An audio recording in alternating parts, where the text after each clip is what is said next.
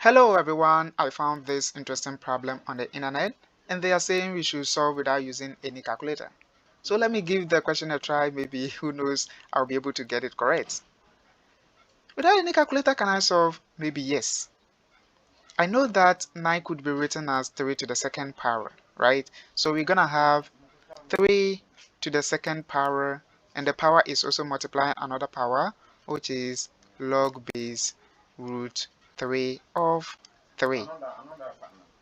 I also know that if I have a log base b of c, I can move this a to the top so that we will get log base b of c to the power a. But looking at the problem, if we do it like that, I mean if we move these two to the power here, it's even going to make the problem worse, right? So I think this idea wouldn't help. So what is the next step? Let's pay attention to this whole thing.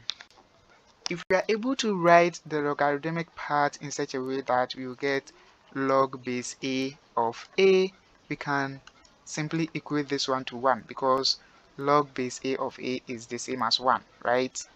So how can we write this one in this form? Maybe we can write this as 3 to the power 2, then log base square root of 3. This 3 could be written as square root of 3 all squared, so that if these two cancels this square root, we will be getting back our 3, right? We are dealing with log, so straight away we can move this 2 to the front here so that it will multiply these two. So we're gonna have 3 to the power 2 times 2 times log base square root of 3 times square root of 3, and we see that the whole of this will give us 1.